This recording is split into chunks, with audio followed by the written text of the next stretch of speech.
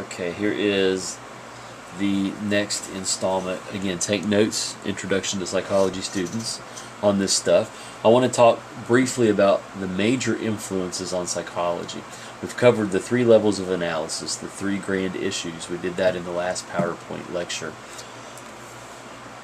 Psychology has been around for not very long.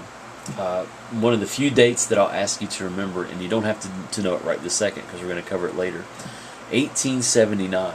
That's the year psychology is credited as having started. That's not very long ago compared to some of the other social sciences that have been around for hundreds, even maybe a couple thousand years. So psychology is still in its infancy. We're still growing and learning as a science. I had a history of psychology professor who once said, famously, psychology has a long past but a short history.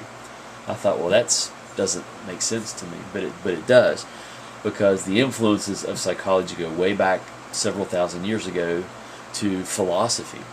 You've probably talked about ancient Greek philosophers in some of your classes, like Socrates or Plato or Aristotle. Philosophy, you'll want to know this, by definition, is the rational investigation of the principles of knowledge, conduct, and being.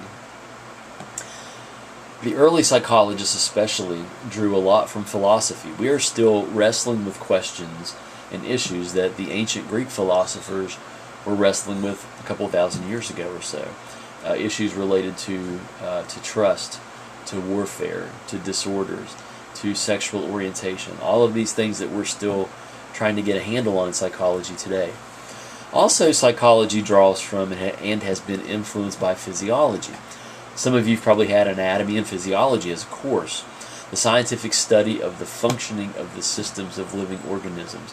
There is definitely a relationship between mental wellness and physiology. I can give you some quick examples. How many of you have ever been anxious, like super nervous about something? We all have, right? Maybe it's before a ball game if you're an athlete, before a performance if you're a musician, before you take a big exam. What happens to your heart rate when you get anxious? Does it increase? Do you sweat a little bit? Can you get dizzy? Do you ever feel nauseous? Certainly, anxiety can produce physiological responses. And conversely, when your body gets worked up, it can actually impact you mentally. We know that if you exercise, it releases endorphins. It's your body's feel-good chemical. If you exercise regularly and to the point where endorphins are released, it could actually make you feel good. I've heard runners tell me that they experience what's called runner's high. It's where the endorphins are released so much that it actually produces a feeling of euphoria. They actually feel in a better mental state than they do at any other time. Medicine has influenced psychology. The scientific pursuit of diagnosing and treating people with medical problems. Doctors do this. Psychiatrists are also medical doctors, working in mental health, working in psychology. We know that there are certain chemicals in the brain that can be altered by medications that can make people feel and function better, or help people to feel and function better. People with anxiety disorders, with depression, schizophrenia, can take medications in conjunction with therapy to feel and function better. So we know that medicine has influenced psychology. Education. Some of the earliest psychologists, especially in Europe, were educators.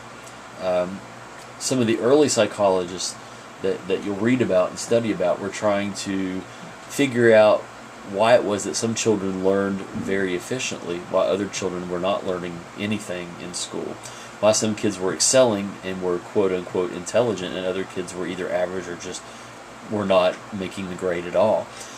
So education, the transfer of knowledge, facts, and values that are transmitted culturally from one generation to the next. Education has influenced psychology.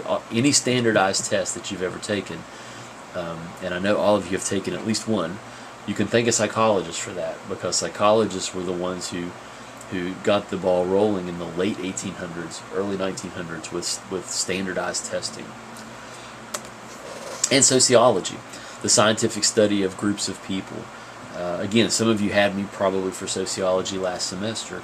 We can't ignore the impact of the group on the development of the person. Our peer groups, like I said earlier, our parents, our churches, your culture, just the county and the state that you live in. are going to influence what you like, your preferences, how you think, what you believe, etc. And then subsequently, how you perceive the world, and maybe which could lead to disorders in some cases. We're going to call that the end of this video lecture series. Thank you.